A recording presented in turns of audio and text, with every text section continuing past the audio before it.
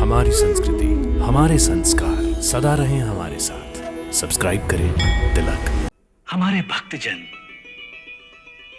कंस के अत्याचारों से पीड़ित होकर प्रतिपल तारणहार को पुकार रहे हैं। सो हे कल्याणी, शेष जी को तुम देवकी के गर्भ से निकालकर वसुदेव की दूसरी पत्नी रोहिणी के गर्भ में स्थित कर दो। रोहिणी इन दिनों गोकुल के नंद बाबा के घर में गुप्त रूप से निवास कर रही हैं।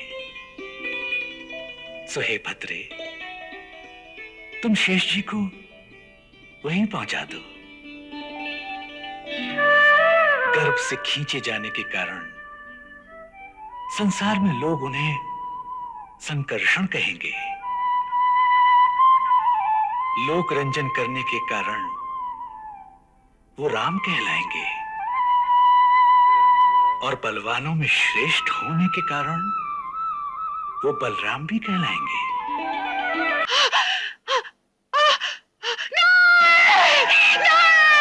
क्या हुआ? आइए, हाँ, आइए, मेरा गर्भपात हो गया। आइए, मेरा गर्भपात हो गया। गर्भ? ये देखो क्या हो रहा है। मेरे उदर से एक प्रकाश सा चारों ओर फैल रहा है और देखो मेरा उदर भी बढ़ता जा रहा है। समझ में नहीं आ रहा ये कैसी घटना है। ये घटना नहीं है दीदी, ये तो देवी चमत्कार है। देवी चमत्कार?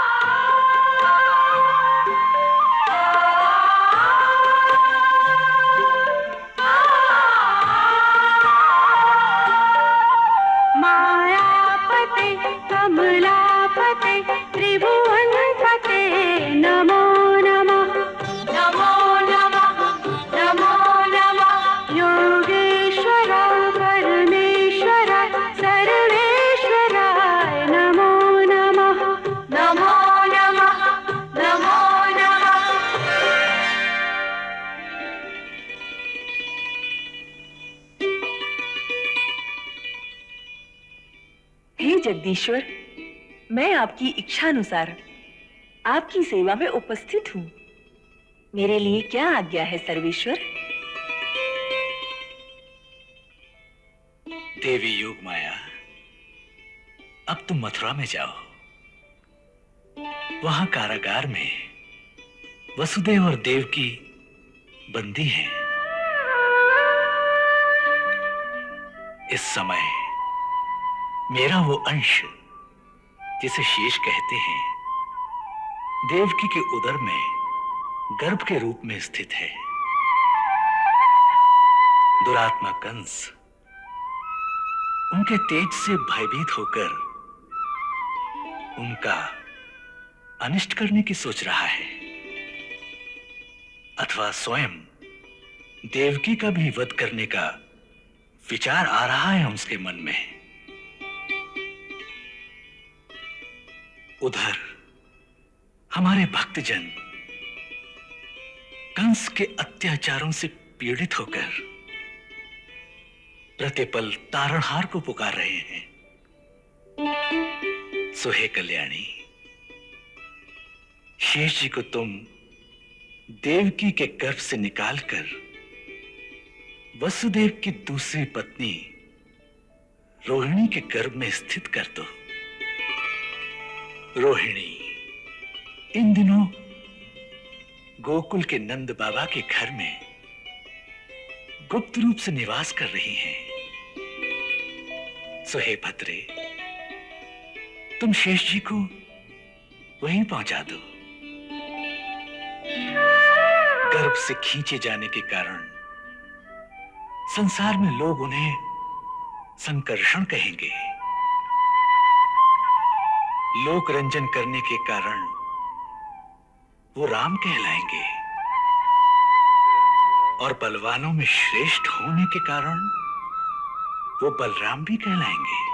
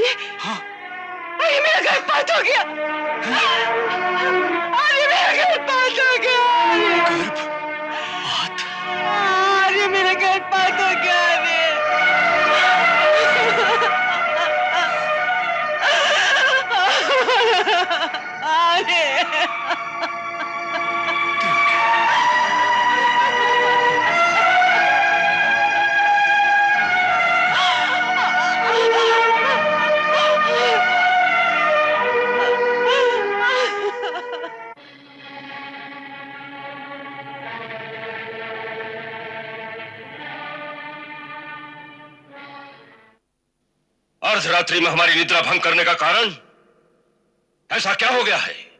क्षमा करें महाराज, आपकी आज्ञा है कि राजकुमारी देवकी का कोई भी समाचार हो वो तुरंत उसी क्षण आप तक पहुंचाया जाए। देवकी का समाचार? क्या समाचार है? क्या सातवें बालक का जन्म हो गया? जन्म नहीं महाराज, उनका गर्भपात हो गया है। गर्भपात? असंभव। ये सत्य है महाराज। कहीं ऐसा तो नहीं कि बालक ने जन्म लिया और उसे कहीं छुपा दिया हो?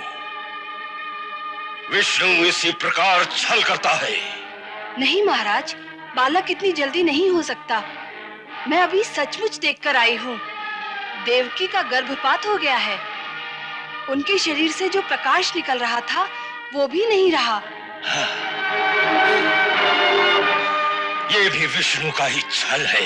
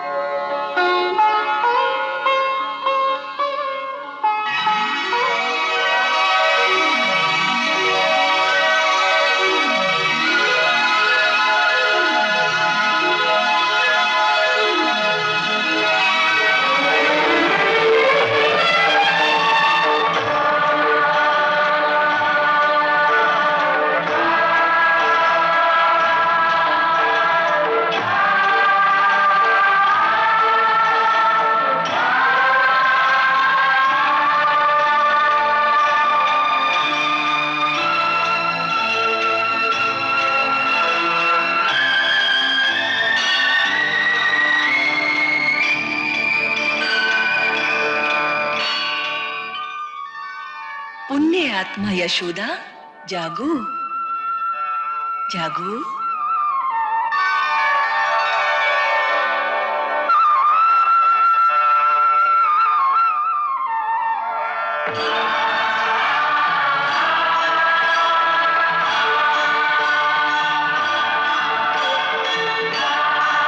हे भद्रे, मैं तुम्हें एक गूढ़ रहस्य की बात बताने आई हूं।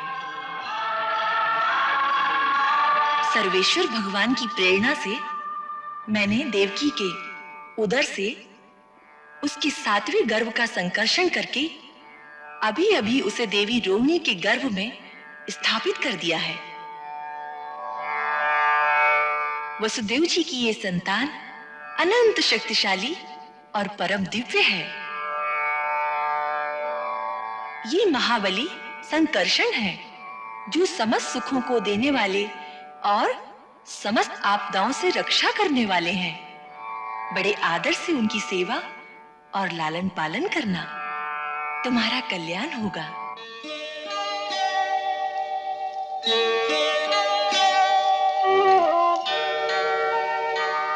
हे भद्रे, मैं तुम्हें एक और रहस्य बताने आई हूं।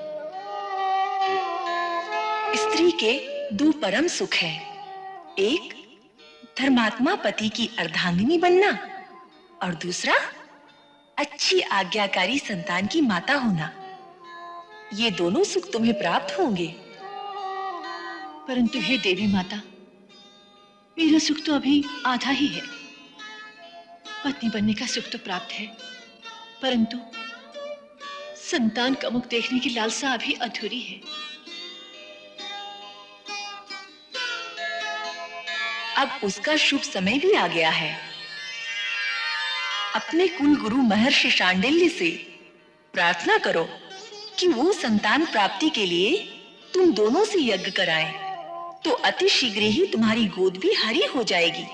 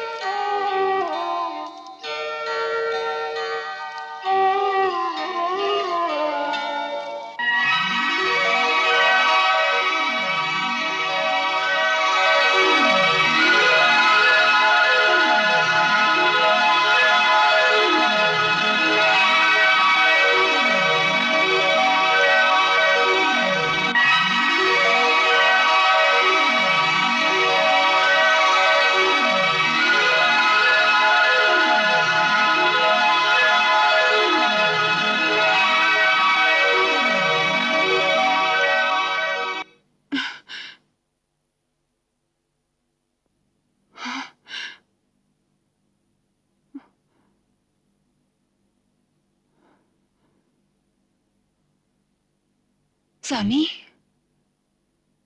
स्वामी, उठिए ना स्वामी। हाँ, क्या हुआ? प्रभात हो गया? नहीं, प्रभात नहीं हुआ। एक चमत्कार हुआ है। चमत्कार? कैसा चमत्कार? अभी अभी देवी माता आई थी। देवी माता? कौन देवी माता?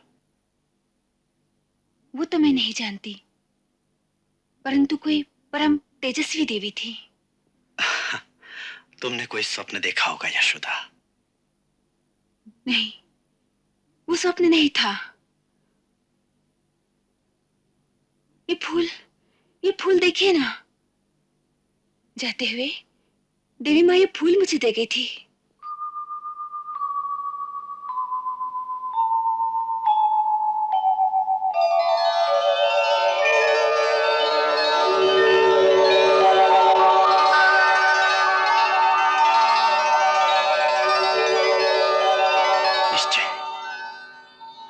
निश्चय ही तुमने देवी के साक्षात दर्शन किए हैं यशोदा।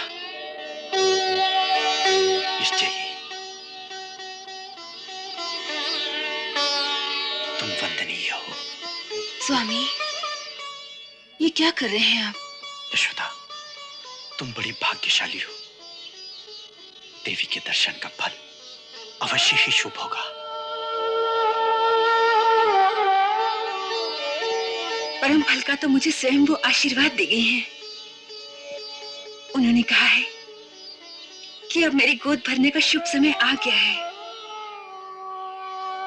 और उन्होंने ये भी कहा कि गुरुदेव शांडिल्य से कहो कि शीघ्र ही तुमसे संतान प्राप्ति के लिए यज्ञ कराएं।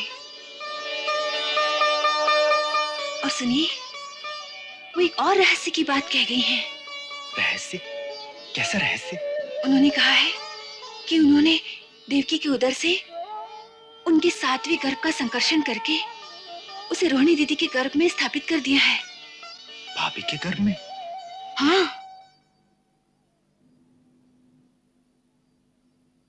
इस बात का अर्थ भी जानती हो? अर्थ? अर्थ तो मैंने पूछा ही नहीं। इसका अर्थ है ये कोई बड़ा दैवी चमत्कार है। ये कोई साधारण बात नहीं। हाँ, भाभी को ये सब कुछ कैसे समझाएंगे? यशोदा! यशोदा! यशोदा! भाभी, यशोदा! अवश्य कुछ हुआ है। चलो। यशोदा! यशोदा!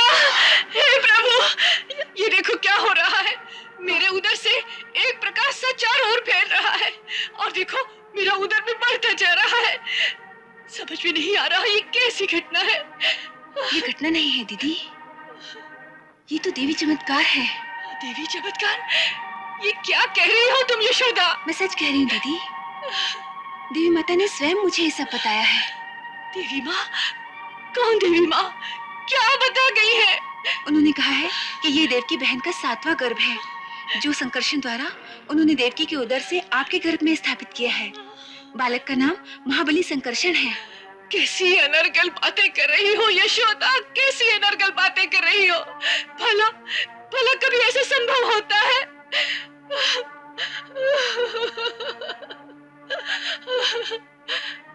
ईश्वर की इच्छा के आगे कुछ भी असंभव नहीं है भाभी। ये सत्य है, परम सत्य है। इसका मुझे पूरा विश्वास है। भ्रम को विश्वास कहते हैं नंदराय जी। भला भला क्या प्रमाण है इसका आपके पास? प्रमाण है ये दिव्य तेज जो आपके उदर से निकलकर चारों ओर सूर्य के प्रकाश की भांति फैल रहा है। क्या ये असंभव बात नहीं है? परंतु जो सामने दिखता है वही तो सत्य है। और दूसरा प्रमाण है ये पुष्प। पुष्प? हाँ, इसे देवी माता स्वयं यशोदा को दे गई थी। क्या ये भी भ्रम है? मेरी तो कुछ समझ में नहीं आता यशोदा, मेरी कुछ समझ में नहीं आता। दीदी, मैं भी स्वयं कुछ नहीं समझ पा रही हूँ। जो कुछ मैंने देखा वो सब बुद्धि से परे है। यशोदा, मनुष्य की बुद्धि ईश्वर की माया का पार नहीं पा सकती। दैवी चमत्कारों को बुद्धि के तर्क से नहीं मापा जा सकता। ये नदियां, ये सागर, ये वायु, ये धरती, चंद्र, सूर्य, ये सितारों से भरा हुआ आकाश, क्या मनुष्य ने अपने तर्क से बनाए हैं? ये सब क्या दैवी चमत्कार नहीं है? इसीलिए मनुष्य को चाहिए कि वो अपने तर्क वितर्क छोड़कर ईश्वर की हर आज्ञा को श्रद्धा और भक्ति के साथ स्वीकार कर ले। इसी में उसका कल्याण है। नहीं नहीं नहीं नंदराय जी, नहीं। आपके परामर्श अनुसार मैं इतने वर्षों तक आपके घर में एक साध्वी का वेश धारण करके रहती रही। यहाँ गांव वालों को भी मालूम नहीं कि मैं कुमार वसुदेव की पहली पत्नी रोहिणी हूँ। ऐसी अवस्था में ये समस्या कितनी विकट है, हम सबकी कितनी निंदा हो सकती है। तनिक सोचिए, कौन मानेगा कि ये देवी चमत्कार है नंदराय जी? कौन मानेगा?